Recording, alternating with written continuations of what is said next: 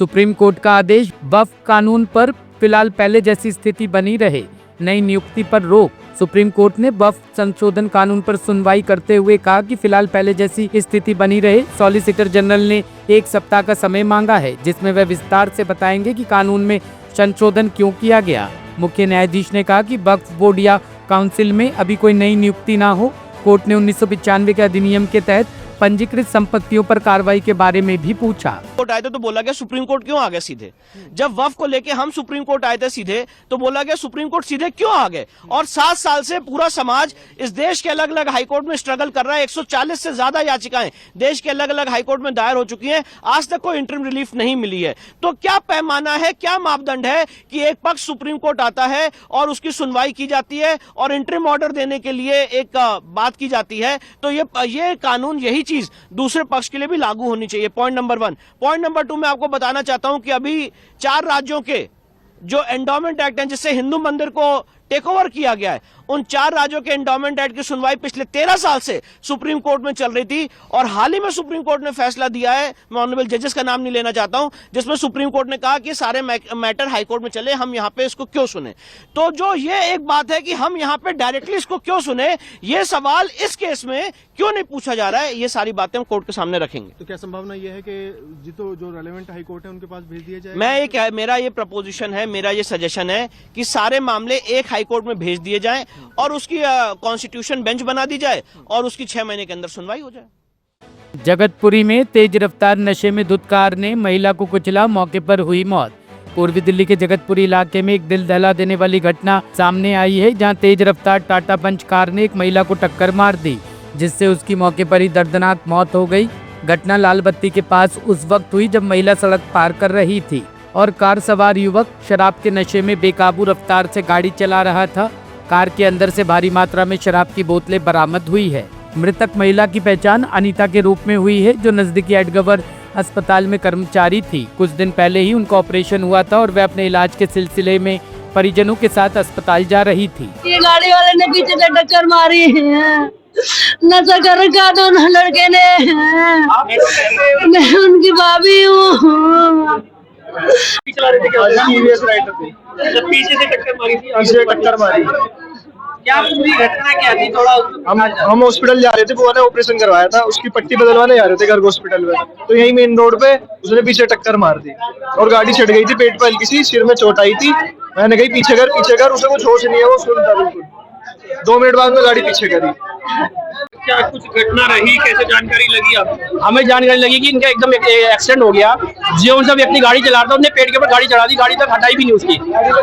गाड़ी के अंदर बहुत सारी दारू मात्रा में दारू प्राप्त हुई है।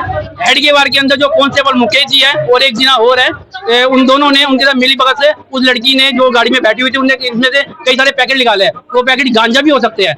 ये हेड के बार की पुलिस का है जो यहाँ पे काम कर रही है, ड्यूटी पे ऑन ड्यूटी। शराब की बोतलें बहुत सारी मिली हमारे को मात्रा में। हमारे को हमारे प्रेशर से उन्होंने यहाँ पे गाड़ी चेक करने दी है। कौन सी गाड़ी थी?